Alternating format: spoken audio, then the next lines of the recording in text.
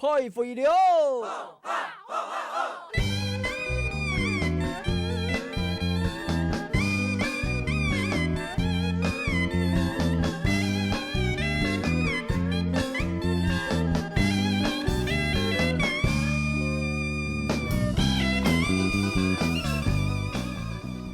观众朋友，大家好，欢迎收看《村民台飞》，我是陈明珍。今日有请到台飞地路共同关心讨论话题哦，係呢一部嘅呢非常熱烈嘅討論嘅土地證書嘅問題哦。喺電視機頭前觀眾朋友有了解到冇？一下土地證書分做係一般證書，還有期團證書啦嚇。其中呢種期團證書地位度呢，政府最拿咗呢種所有證書土地面積嘅1/3呢，當做係偏額地哦。那偏額地呢，佢最拿嚟買錢哦，那買到嘅錢是去最還政府嘅債務。係咪用咁樣嘅方式呢？是在你下的青島地方嘅縣市政府都用期團證書方式，不等人民嚟買住宅還政府嘅債務呢？那我你下雖然講到呢種土地證書係用市價來那種證書，但是咧市價到底係民間公證單位講出來、算出來嘅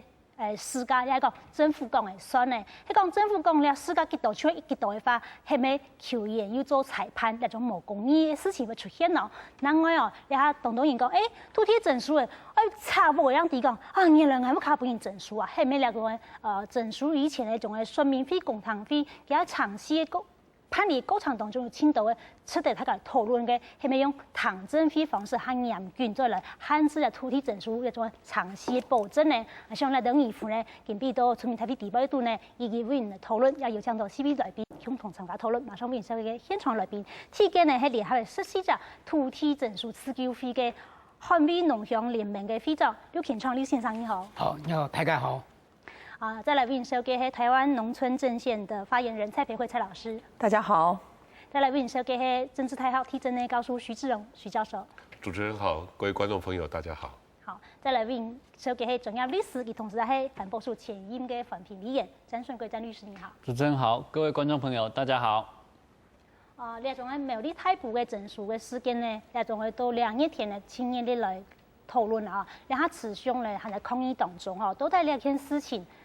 你付出嘅物件，他都會講，係咪呢太埔事件過體以後呢？你嘅土地爭議做證件到呢排嘅正統期過體以後，再拿出來咧，像先聽聽新聞記者去了解下，到底為到太埔嘅土地證書，你付出嚟乜嘢？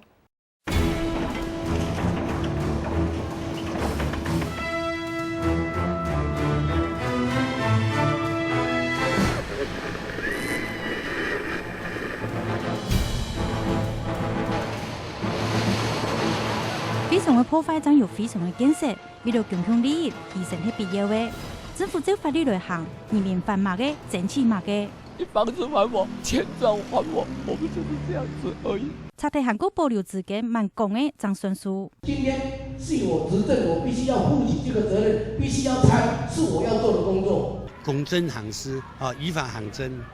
做對嘅事情，我哋一定支持。國家做唔得通論，將為和平嘅進步；社會做唔得對立，團結將做得發展。用國家整體利益做前提，情理法也係法理情，安樣嘅存求。炮龍科技，這個案的那個選擇的區位是不恰當，因此就是不同意變更。土地證書假使係開發一天嘅樹團、黃土、泥土、巴土，哪一種爭公土，合乎土地嘅爭議呢？苗栗人也不容許給人家欺負，尤其更不能欺負我們苗栗的農民。好，而且無論哪位農民都未被人欺負啦，哈。不過我想強調嘅係講，到底呢個農民要被人種欺負到冇？你都要14張土地證書嘅嗰種自救會組成咗環衛農鄉聯盟哈。咁要非常強調嘅係講，楊半興你哋為組成呢個聯盟，係咪感受到農民真正被政府欺負到咧？因為按你講天然種就講天，因為就天路講是按記錄嘅，但是政府呢，專門用期團徵收都市計劃啦，也係擴展期嘅方式來搶按你600成嘅農田。像我先嚟看一下，到底你喺全台灣嚇，有哪條地方有一種土地證書嘅問題啦嚇？所以看到係，你喺全台面臨嘅土地證書危機呢，所以看到一種有封掉嘅部分啦，睇地是一種證書嘅部分，睇地係到呢個中埔啦、北埔下島啦，像呢個桃園嘅铁路梯下发啦，甚至航空场等等啦，甚至新竹要有竹东的二重埔啦，新竹的比邻水库啦，等等等等，包括当然有苗栗的太埔啦，还有另外湾宝啦，这些都有了哈。我想请问一下徐老师，就是说，其实这些征收，我们看到不管是这个什么土城弹药库的这个部分啦，或者说这个要开发这个水库也好啦，开发这个什么工业区也好，科学园区也好，其实都讲起来都有所谓的公共利益存在嘛，哈，好像这样的开发其实对于这个社会的发展也有它的必要性。那到底这些抗争的农民是他们没有顾虑到公共利益，还是说这个必要性事实上是被大家所质疑的？我想一个很重要的观点哈，所谓的公共利益是大家共同来决定的。好，那传统以来，可能我们过往是属于一种比较威权的，因为过往台湾实施戒严嘛，所以以往都是政府说什么就是代表着公共利益。但是其实，在一个民主宪政的一个国家里面，所谓的公共利益不再是由单方面，好像他命令式的来决定我们所谓的公共利益。可是每个人也会有私利啊，如果这个公共利益跟我的私利之间有冲突的时候，我是不是我的抗争就是有理？我想这是一个很重要的观点。以往我们都把公共利益跟私人利益好像一刀切，但是从一个公共政策的研究者的一个角度来看，其实公共利益往往是跟私人利益是纠葛在一起的，二者之间很难你把它一刀切。也就因为这个样子，我们的都市计划、我们的土地征收，尤其像现在很多的区段征收，它的里面的一个很重要的要件，就是所谓的要增进公共利益。所以关键点是谁来有这个权利来决定公共利益？在这种情况之下，一定要透过一个正当的行政程序，让所有的这些相关权利人或者利害关系人，让他们都有这样的机会跟权利来表达他们的一个心声，然后透过彼此的沟通对话、倾听，大家共同来决定什么是我们的公共利益。但是现在一方面，政府往往都是因为靠权力的大小，所以我有权利，那透过一些所谓的行政官僚，透过专家，我拥有一些专业的一个技术，好像我们都用这个角度，比如说我可以增加多少的经济力经济这个GDP 能够提高多少，我们的就业率能够提高多少，但是这边往往没有人去验证。我们长期以来都用这样的一个经济单方面的一个思维，那透过几个一些数据，我们就说有代表的公共利益。那其实在国外不是这个样子的，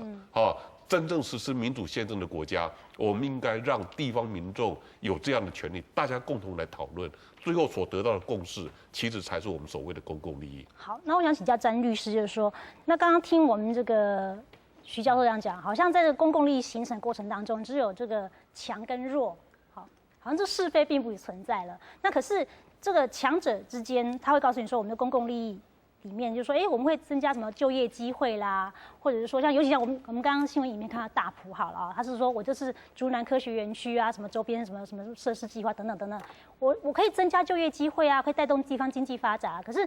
听说你们去了解了这个，后面发现说这个案子或者这几年来陆陆续续在苗栗所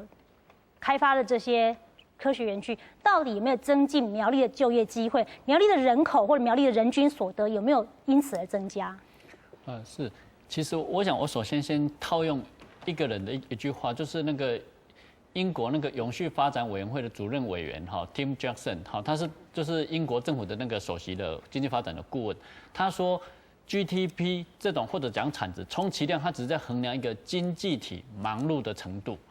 所以呢，回过头来我们就可以去检视说，当政府说我开发很多的工业园区，这些什么科技园区可以创造多少的产值，增加多少就业，那他都事先画出这样的大饼。但是我们回过头来看，有多少人事后真的有详细的去检验这些东西到底存在吗？那增加了 GDP， 那它到底对税收实际的贡献有多少？真的会不会产生就业？那就是以苗栗县政府这个例子，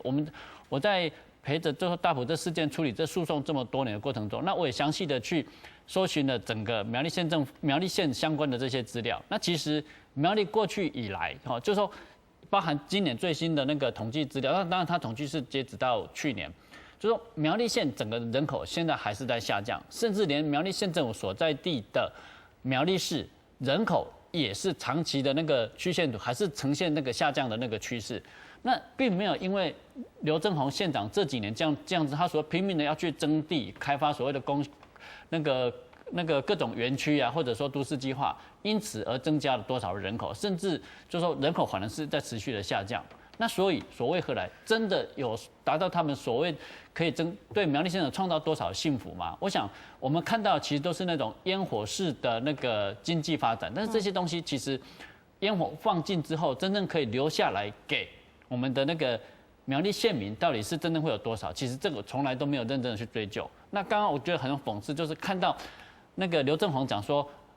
不容许外面来欺负苗栗人，苗栗尤其更不能欺负苗栗县的农民。但是其实我觉得最讽刺的，我们看到最欺负苗栗人、最欺负苗栗农民最甚的，就是苗栗县长本人。好，你喺律师讲法，我有看到一张图啦哈，他讲到大埔嘛哈，大埔整体里边讲到了就会师傅不用拆开了哈，那被强拆的似乎到底喺 V 拆所谓考好园区里边度，也 V 在乜嘅就题目当中来看一下这张图了解一下哈。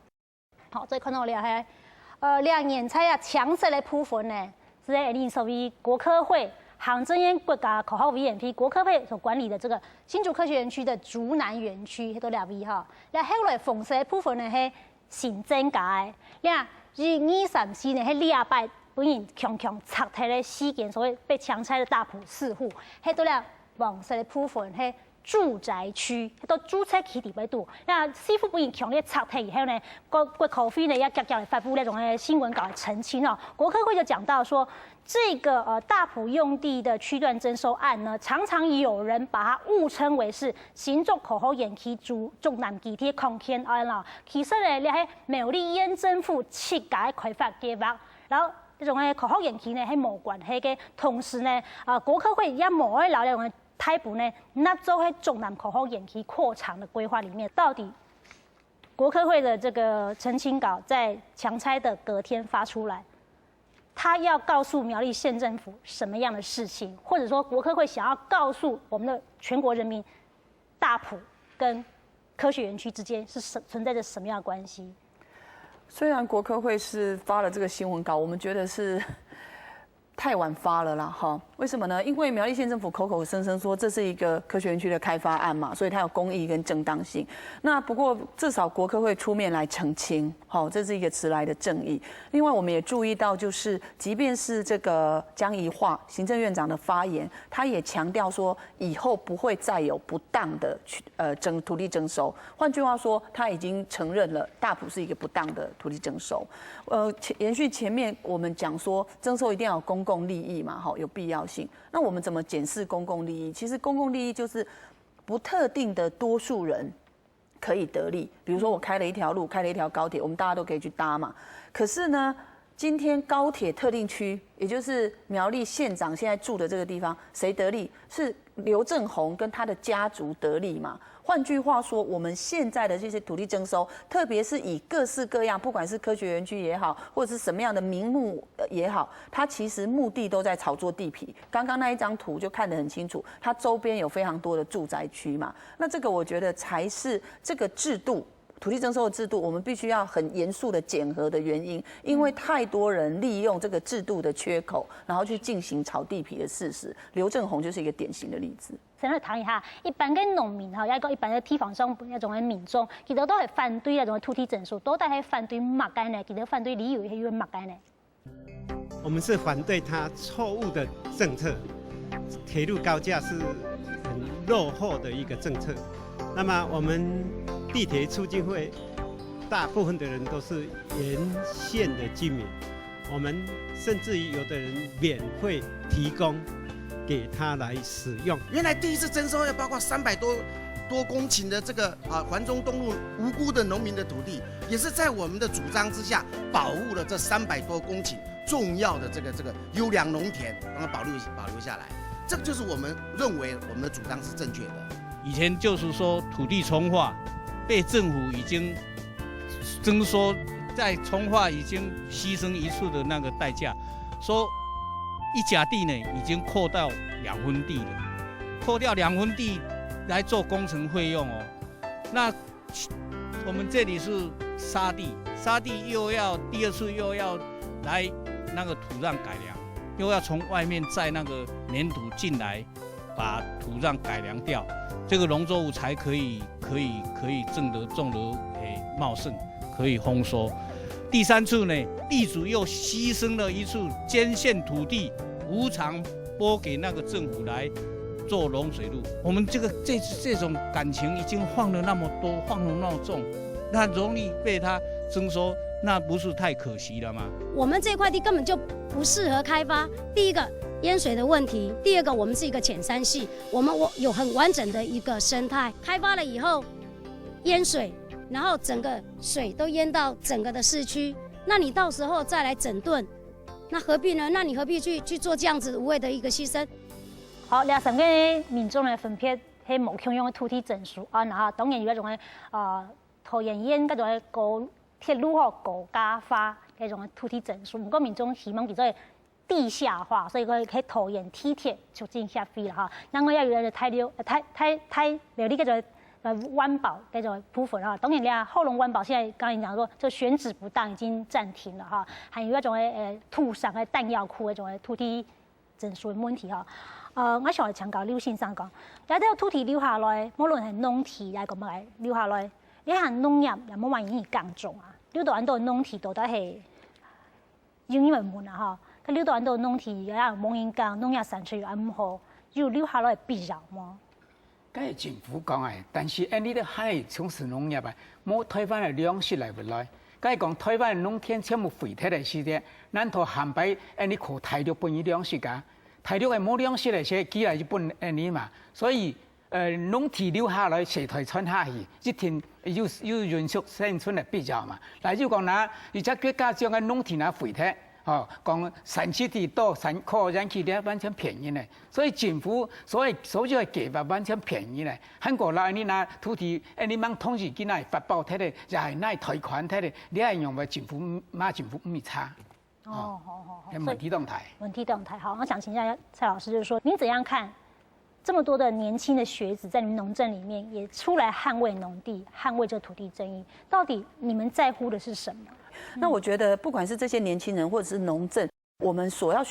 提出的第一個問題就是，我們要尋求一個永續的發展，還是竭澤而漁的發展？這是第一個問題。那假設我們的答案是永續，那我們就必須要去思考，我們目前的環境資源夠不夠永續？顯然是不夠，因為我們的土地一直在減少，特別是我覺得這個衝突越來越激烈。因為坦白講，過去這種發展可能因為台灣還在這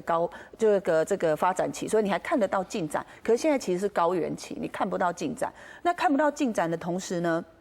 越來越多的人，他過去可能已經投資在土地了，所以他就想盡辦法要變更、要炒作。所以我覺得這幾年會是一個很激烈的衝突。那這當然還包含現在的國民黨政權本質就是一個嗜土的政權，他們就是幾十年來就是透過炒作土地來餵養他們的地方派系。那不管是發展的選擇，或者是我們現在的環境資源的問題，或者是地方派系跟台灣的人面對這個公共議題的方式，我覺得它都讓年輕人感到不滿。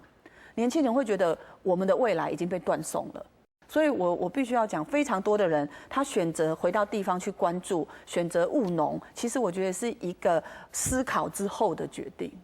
所以是一種生活方式的選擇。對，好，那其實現在有很多各式各樣的法，我想請教詹律師說，剛剛這個影片裡面也有一位是土城彈藥庫那邊的一個劉小姐哦。那其實土城彈藥庫它的開發必要性也被討論，其實環評一直就說你們沒有回應我們提出的環評委員的這些疑問嘛，哈，所以環評委員就很生氣啦，你一次兩次都沒有回應我們的這個要求啊，沒有去做任何這個改進。那現在又還有濕地法，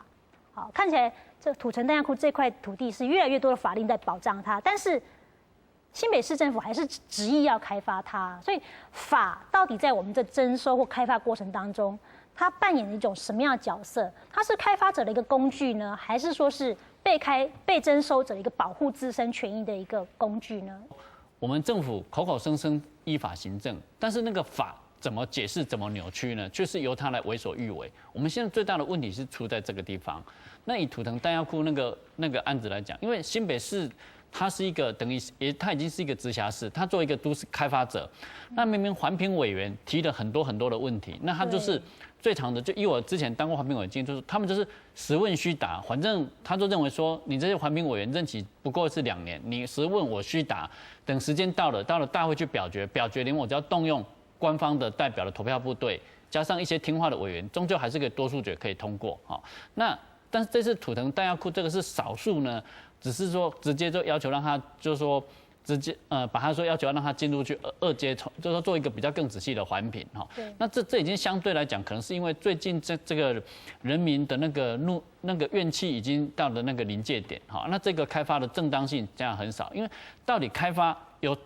那个土城弹药库它开发的所有的我们讲的这些公要性、必要性在哪里？其实政府从头到尾都说不清楚。那刚刚徐老师已经讲过了，到了21世纪了。这所谓的有没有公益性，绝对不会再是政府说了算，人民已经知道如何去从中检视。但是我们现在政府就是从来没有好好再重新回过头去深刻的自我反省，就是说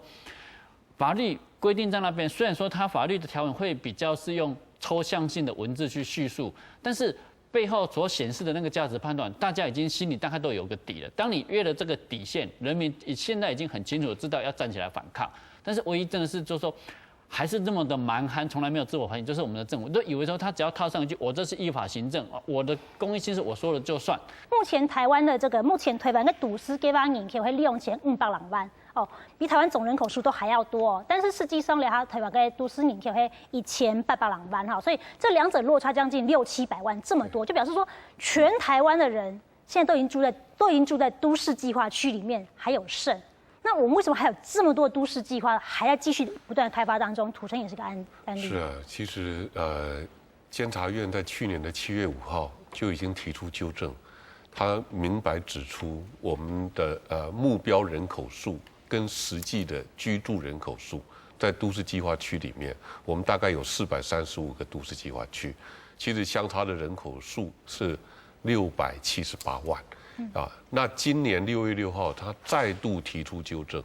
那他今年的数据是641万，这表示说我们的都市计划区都不要再增加，也不要变更，也不要扩大，我们就能够再容纳600多万的人口，所以这个大概是台湾的1/3的人口数量，这表示说我们都市计划其实很腐烂。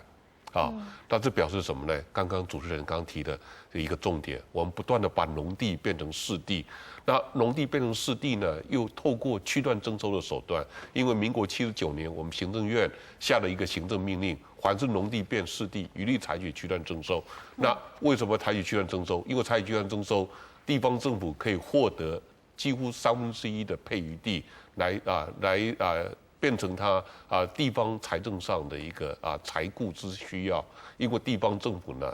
这个财政赤字非常的严重。另外的一个就是一个政治目的，刚刚蔡老师提到的，因为地方政治人物大部分都是靠土地开发，当然土地开发讲的是好听的，难听就是土地炒作他们主要的利基大概就在这个地方，所以你可以看得到我们停不下来，为什么？因为要不断的来进行炒作，让地方政治人物、地方派系，让他们能够获利。我们的工业区也是一样，其实工业局早在民国94年就停止开发工业区，但是地方政府还不断的要开发工业区，像科技园区，苗栗县它就后龙就科技园区，那科学园区也是一样，科学园区其实它的闲置率也非常的高。南科闲置率很高，中科大概有1/2都是闲置的，在苗栗铜锣园区到80%以上都是闲置的。那我们也停不下来，为什么停不下来？因为涉及到了一个很重要的政治因素跟财政的因素。那我们就走偏门了。我们现在政府做的就是走偏门。你财政有问题，你应该用财政的方法来解决。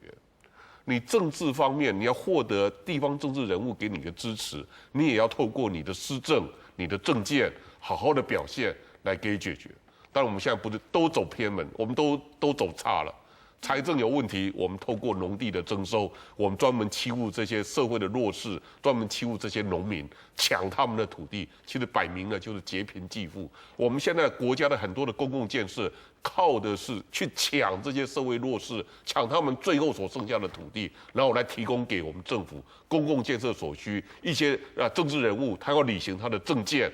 其实他的钱靠哪来？你看苗栗县不知道把钱那样放烟火，但他还是要建设啊。他那个社会福利，他还是部分要提供一些金钱啊，那钱从哪来？就抢这些社会弱势的土地。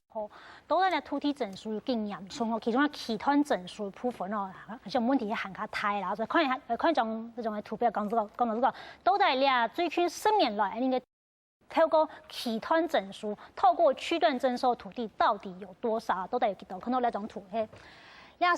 从2001年的时间，当时呢，规个台湾的这种区段征收土地是40笔。到了2012年的时间，规个台湾透过期团征收的土地有93笔，所以增加了将近2倍哦。那看到给它判理面积呢，本来10年前蛮多3000公顷，10年后增加到7600公顷，都起来有上万公顷啊。所以10年之间，我们透过区段征收的土地已经有上万公顷，都在有征收的背后呢，台湾高速公路，因为区段征收，替配区段征收，给那种政府的拿赚3股1股的配余地，然后配余地还没增进这个价格，提供政府那种财务的缺口啊，还没不等人民的买住散了万政府的钱呢。啊，像等下呢，您继续讨论先广告协看一下。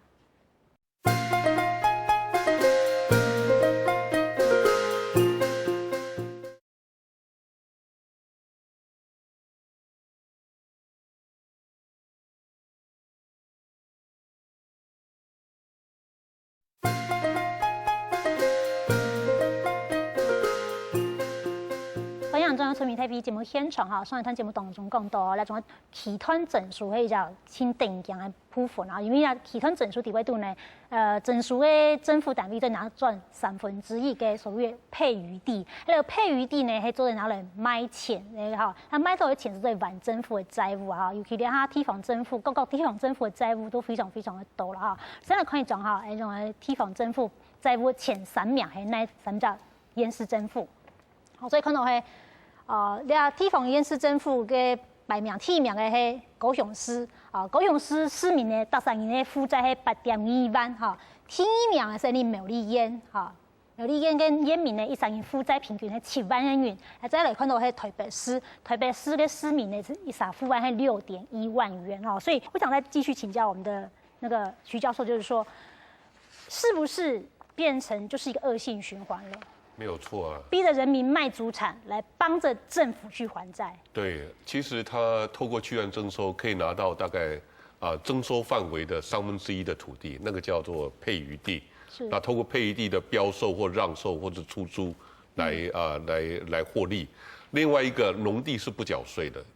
它这本来叫田赋，但是从民国76年我们就停征，所以在这种你把农地变成都市土地之后。马上可以获得土地的税赋啊，那土地税方面是地方政府最主要的财源，地价税、土地增值税、房屋税，当然还有比较少的一个契税，所以地方政府它在它辖区里面拥有农地，对它而言是财政方面是没有帮助的，收不到税，所以他就尽量的要把农地变成市地啊，所以土地税赋方面它也可以获利，所以它不断的通过这种方式，其实就是土地开发、土地炒作。那可以有双重的一个目的可以来达成，好，所以可以看到了各县市都是在做这种事情，但是其实它是一个严重伤害到我们人民基本人权，严重伤害到农民在宪法上所保障的基本的一个权利。像苗栗县刘县长一样，他以为说我拥有这个多数的一个民意，我就可以侵犯人家把人家的土地把它拿过来，我觉得这个是很不对的概念。将近400亿的债务，没有错，他已经400，他还有一个隐藏性负债，他隐藏性负债又有100多亿，所以加起来是500多亿才对的，所以中央其实是蛮担忧的所以你看呢，那个在议会里面议员就问他这个问题那刘县长夸夸而谈，他说大埔我可以增加20几亿。哇，你可以看到他主要的目的，大埔他就要由这个地方要赚20几亿。他说我现在还不卖，我要等价格高一之后我才要出手。我不知道大家有没有看到这样的一个画面？他还在议会里面，他还讲我未来还可以生出很多地。哦呦，我听了才很恐怖和都在那种的地方政府嘅债务，还没扣得了期摊证书，偏要替配余地来计件呢。一般民众还没第样情况，韩国苗栗县县长对待都在对那种的苗栗县的期摊证书来计地方债务，给他回应用蛮型呢，先看一段样片。因为我觉得一个政客他所讲的话，他每次要开发一个地方，他就画一个大饼让大家看。这些现在要来开工业区，你们的土地、你们的财产都会增值很多，所以大家要促成这个工业区的成功啊。所以刘正宏每次都这样讲，所以我是觉得你们也可以去检视啊。苗栗县真的有大家有比较富有吗？大家真的工作比较好吗？而且这些少数人，他的土地要不卖，要卖不卖，说真的，说句比较粗野的话，干他屁事啊！上个礼拜其实出给我讲另外一块。我们就是台积电的一个下一个厂商，已经标什么？联雅科技也已经标出1块，所以多大块？金额是多少？4亿多。好。像青岛民众都讲到，其实呢种嘅期摊证书方式，无论係愛變做來還之地方嘅債務，也係講愛那種嘅變做非都市用地變做都市用地，和能把嚟改變啊，題目係非常非常容易嘅嚇。不過台灣嘅民眾講到，希望大家共同嚟反用啦嚇，唔係講反對開發啦嚇。我想請教劉會長，到底共同反用呢一件事情，你都有持久非地擺度，係咪也認為講應該嚟共同反用，但是共同反用嘅時間，你都要買繞口。因為鋼天呢，你哋不鋼天，佢反映河外邊水。風該天暗河2天，叫鋼天你不鋼天啊！很嘢講話可以開發啦，學你不開發啦，睇會談安尼600項意見啊！個農委會是講2天，安尼日本安尼農民來鋼天，哦安尼做得按機落業。跟因為專門找開發單位啊，跟人政府所有嘅規劃，反正像是找財團嚟需求嘛，完全為財團來開發嘛，讓做得咧按樣來搶安尼農田呢，所以安尼留2天下來降種，個憲法是保障安尼啊，跟用嘅做得同你都安尼冇辦法接受嘅計劃來搶安尼2天咯，所以安尼肯定留下來降天，啊。降天唔好降天，你肯定做得到土地賣體啦。佢叫人安尼協調啊。為人協調，為人協調啊，談安尼嘅事件啊，土地安尼啊，唔係去看到去設計財產啊，安尼係看嚟農田嘅價值，唔係價格，記得看到天嘅價格，安尼係安尼憲法，安尼鋼天嘅價值，憲法係標準冇同樣。但是像兩下嘅土地均數條例有改變啦，是講特別嘅均數係公告地價加4成嘛，兩下變做市價嚟嘛嚇，跟而咪講兩下市價部分人都賣，又係講。要下對的要下合理麼？以前係當公告提價，梗係政府填嚟；你係市價，也係政府填嚟。佢冇本意北上參加，你填呢個價錢，佢填埋便宜為人，也係人政府填埋。佢3年結菜，你曬完全冇辦法參加，你農民又冇辦法參加嘅價錢嚟採填嚟些，咁有乜意思呢？咁所以市價梗係便宜啦，市價。哦，所以市價是騙人的市價。那蔡老師，你怎麼看這件事情呢？我覺得就是徵收合不合理，還是要先看啊。那真的不得已，而且是非必要，我們才有遇到就是要市價來談嘛，哈。但是我覺得現在講的市價是很狹隘，它就是這塊土地的買賣價格而已。可是這塊土地對農民來講，它是一個生存的基礎啊，我在這裡耕作啊，所以它不是只拿掉這塊土地，它是拿掉它的工作權。所以我們曾經有提過說，應該是完全補償，美國是這樣做的，包含它的工作權。那我覺得這個部分在台灣的討論很少，為什麼呢？因為我們連根本的到底徵收的必要條件我們都沒有搞清楚，然後好像以為說我給你市價，我就是對你是最好的，其實。不管市價是不是真實的市價，或者是能夠從市價到完全補償，我覺得這個都是很末端的手段。那即使是末端的手段，現在的政府也都還做不到。即便是很完全補償，也還做不到。那我想請教一下徐教授，就是說，我們看看別的國家的例子，他們在這個部分的做法又是什麼呢？我們一般談土地徵收，一定要符合非常嚴謹的要件。一般我們會說大概6個，第一個符合法律的規定，法律的保留原則；第二個增進公共利益，啊，公共利益是什麼？我們剛剛有討論過。第三個一定要必要性，第4個要符合比例性，啊，比如說我們講你不能夠土地徵收是非常嚴厲的手段了，啊，你不能夠好像它就好像我們在看武俠小說裡面的倚天宝刀、屠龙宝刀，你不能够随便拿出来把倚天剑、屠龙剑拿出来当菜刀在那边砍，不能这么做啊！我们现在就这么做。不能够用区段征收。对，那第五个就是最后不得已的手段。虽然说你都市计划图这么画，并不表示说你一定可以征收哦，你还可以用跟他买卖，跟他协议架构，你还可以用，哎呀，是不是我别的地方有地，我来跟你换？我们现在一个很错误的概念，只要我都市计划图这么画，我政府就能够来给你征收，这是不对的。在国外不是这么在做，你还要穷尽其他各种可能的办法。因为征收一定是最后不得已的手段，但是在台湾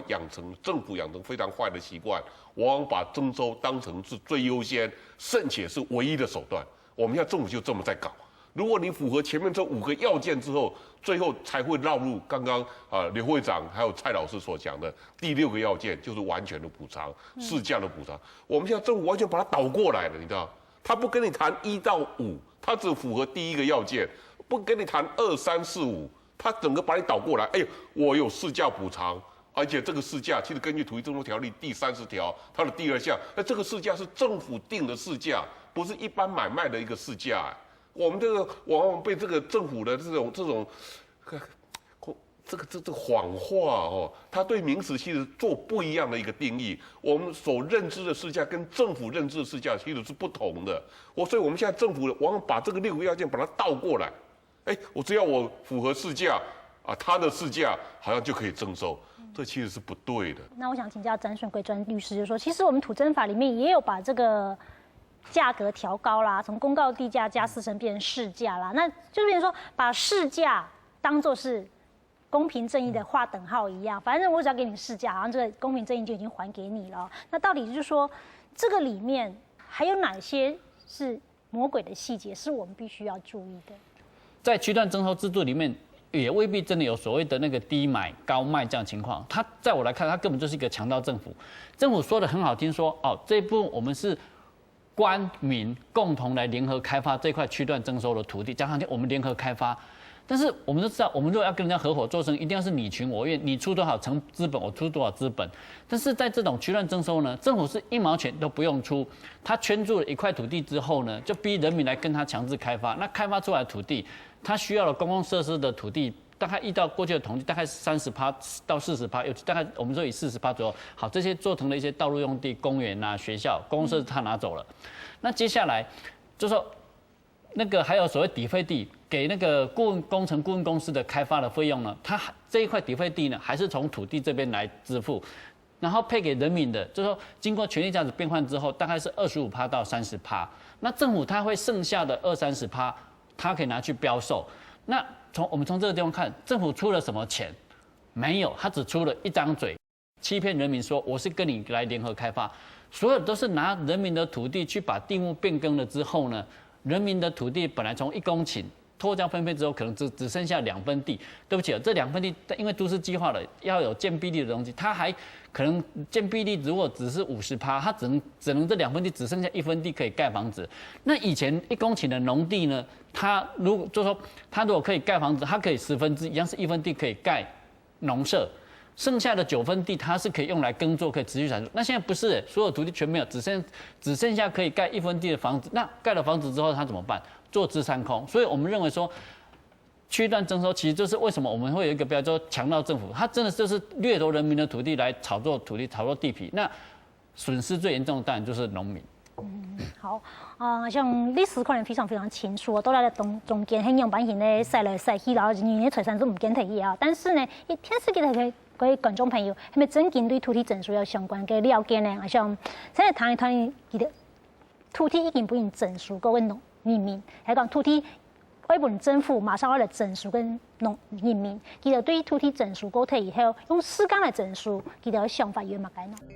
那你區段徵收實質上都給地主一個迷失，我能拿回40%的土地。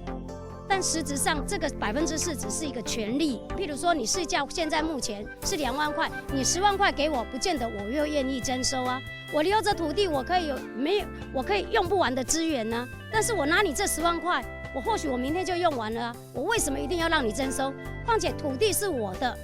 我不願意被徵收是我的事。不是你们政府说你要圈这块地你就圈这块地啊，你总是要让我们有个生存权嘛，有个选择权啊，不能这么的阿拔。女大铁器的广场，该本滩因从那女大铁器啊，非常紧繁的位所。就讲该大做生意也好，赚钱也好，是非常好的一个位所。但是你遐就讲总讲，你遐罗列广场，来拆拆吼，来整修，但是你用私家去整修哦，根本填唔到其他的价值。秘书手中啊，我今天现在讲也没关系啊。我手中的现在目前在竹南大埔这一块，这些住宅区跟商业区的话，我们地震处也没有算出来，大概有20几亿可以进来。但是我现在要等着，我在等竹南地区的发展，等到那些这个案子让它上来之后，我才要卖。不然我现在稍微苦一点，撑一下还是可以克服。那在苗栗高铁站这个区块一样，我们有10公顷的这个住宅区，我现在也还不卖，现在不卖，我等高铁明年已经上来了。上来之后已经看到，然后眼球在今年10月也已经动工了，还有我的清水廊道也已经土楼跟闽南书院都起来了，还有我们的这个双语学校也都起来了，那个我才来处理。我觉得这个真的很不要脸的东西呢。这个土地可以用生的吗？而且这个土地是从外国调进来，还是从 A 球调进来的？这还是老百姓的，可是到你们手上，你们就把人家很便宜把人家征收掉啊，再卖给财团，啊自己再赚中间。我是觉得就是政府跟那个财团在抢民间的财产，你知道吗？所以你不能说人家有钱，人家有房子就是要给你拆，我有土地我就要给你去乱开花，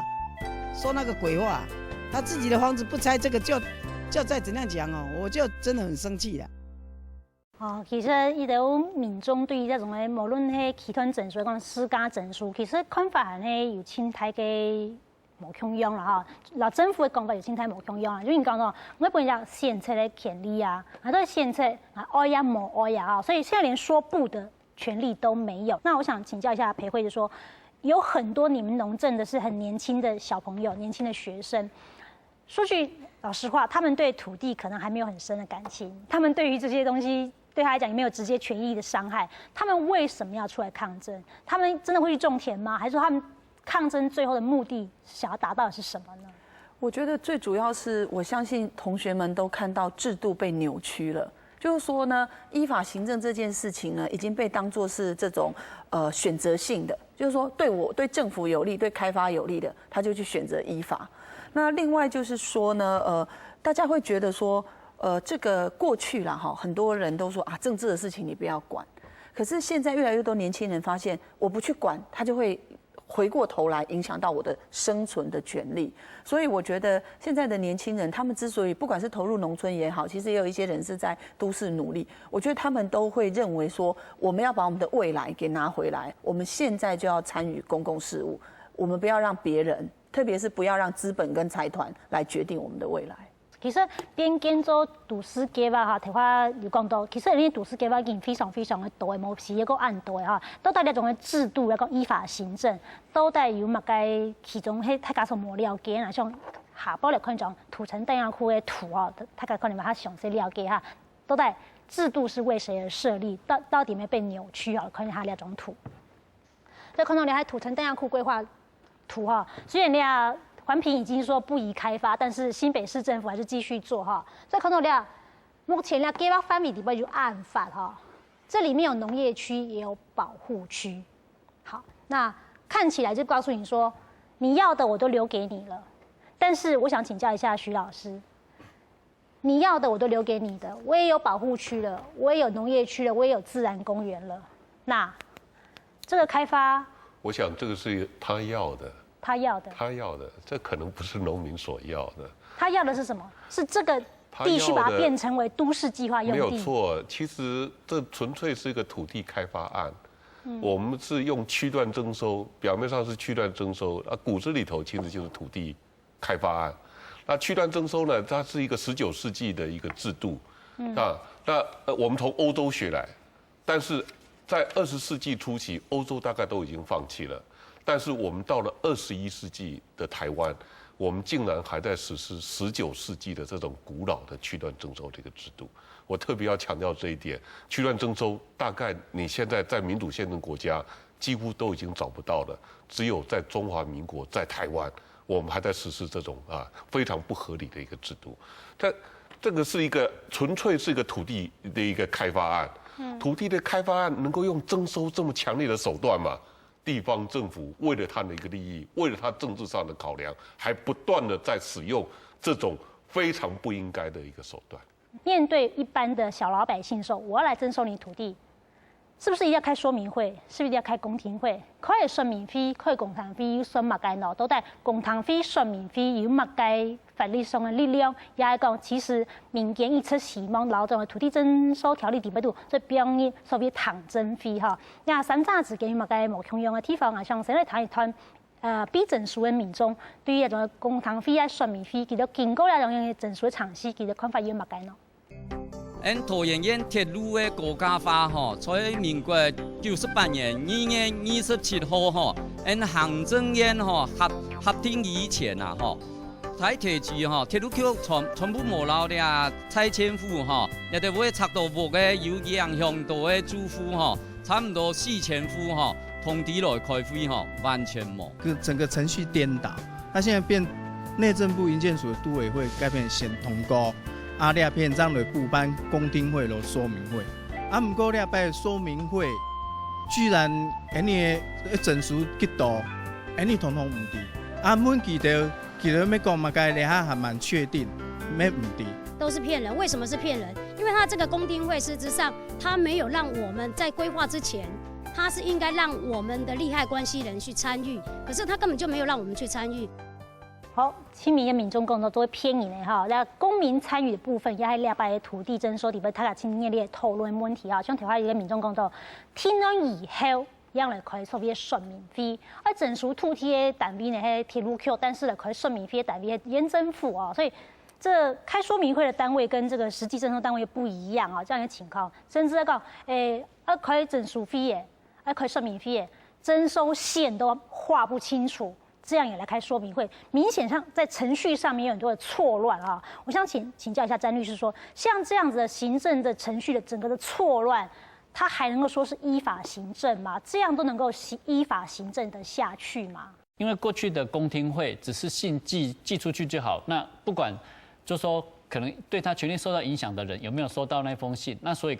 就說也就不管，那所以公聽會有沒有來更加不問。那公聽會只是行禮如儀的過去，所以在那個大法官會解釋裡面就特別要求說，那像這種攸關人民財產基本權利的這種案件呢，都必須要辦理這個行政聽證。那這個聽證程序呢，他就必須要直接用雙掛號去通知這些利害關係人到，那他們的意見表示要做出完整書面記錄。那這些意見你參採的情形，就是你要把它考慮進去或者不採這種。要採或不採用的情形，你都要詳細的說明理由，做成一個完整的書面記錄。那這個記錄還要寄給人民知道，這樣才是一個真正實質嚴謹的公民參與的程序。那過去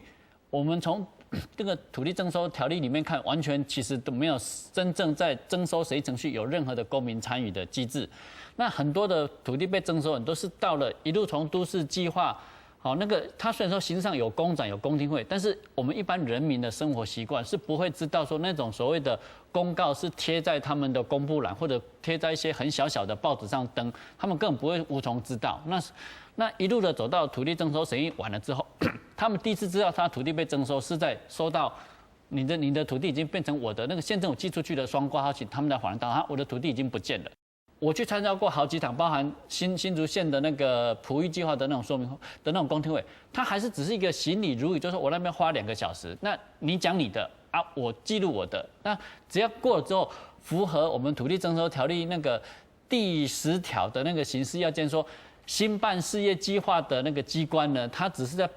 那個計劃被許可之前，只要辦過2次的公聽會，那就算數。那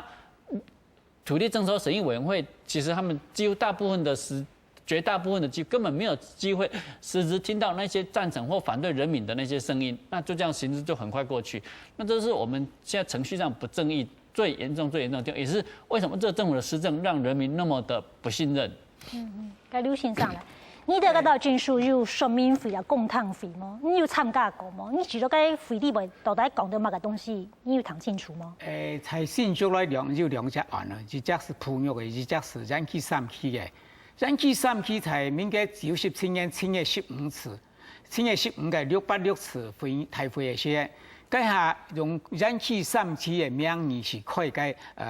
来集团签收。该下人气3期科费是放弃，睇嚟用做得用人气3期的名义是通过主计划，了解用一只问题。韩国普育未穷样啊，447公顷，講埋交通大學，你哋大部實學校40公頃半交通大學，交通大學撈教育部是，韓本講交通大學唔好而家實學校啦，用做得用交通大學名義而家大部長期都土地呢，你先做2隻案都寫不拜拜，反正係騙老百姓。我想最後我想請。从徐老师开始，我们做一个回应跟总结啊，就是说，其实刚刚刘会长讲，就是说，其实很多的那个原有的事业主管单位，像竹科3期，竹科管理局已经说我放弃使用了，或者是竹北的璞玉，交大已经说我不要来这边设学校，可是县政府依然用竹科3期或者是璞玉计划来做主计划，啊，来通过区段征收，像这样子的区段征收，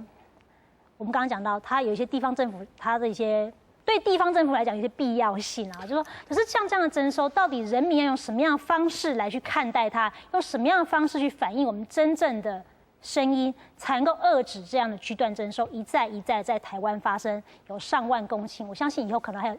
下一个10年，也许还有下一个上万公顷。没有错，我想这是一个很严重的问题。像淡海新市镇第2期是1100公顷，桃园航空城是4000多公顷，所以你可以看这个政府已经杀红了眼，他没有钱，他已经杀红了眼，准备要把农民的地全部要把它拿出来，准备要卖土产，不能够抽税嘛？是，所以这是我们必须要正视的一个非常严重的问题，所以很盼请啊，所以我们的民众你一定要站出来。这个问题绝对不是只是像刘会长他们的问题，也绝对不是只是大埔市户的问题。拆大埔这市户，除了是拆政治人物的人品、拆政府的诚信，其实更重要的，它铲除掉了我们人民在宪法上所保障的基本的一个权利。我们一定要从这个角度来看，为什么我们会这么强烈反对大埔这市户被拆除？因为它是我们宪法上所保障的基本的权利，我们被剥夺了，我们被侵犯了。只有透过我们公民社会的力量的一个茁壮，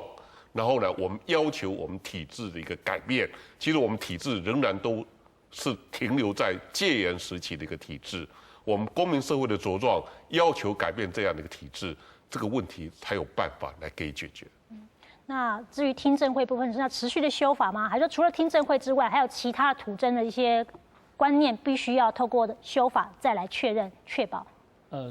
我想8月3号25万的白衫军就促成了军事审判法快速的修正。那我们也希望说，确实土地征收条例还有很多不足的地方，尤其到了21世纪，2次的去年跟今年2次监察院的那个纠正报告，那个都市计划的那个腐烂，可以看出来，其实我们的区段征收这个制度，其实应该要彻底的在土地征收条例里面把它删除。蔡老师呢？好。我们818上凯道，我们诉求是把国家还给人民。为什么呢？因为我们觉得拆掉大埔四副，其实反映了台湾的制度的扭曲。然后同时，现在台湾的政府呢倾向于资本跟财团，所以我们必须呼吁大家上街头，然后用各式各样的方法，把我们的声音，把我们对制度的不满表达出来。我们相信国家是我们的，我们应该要国家为人民服务。最後想請教你嘅劉會長用捍衛農鄉聯盟會長嘅身份，你也對你政府講出有版型嘅意見，對你人民提出有版型嘅負責。你台灣嘅農田是冇多，台灣嘅糧食是冇多咧。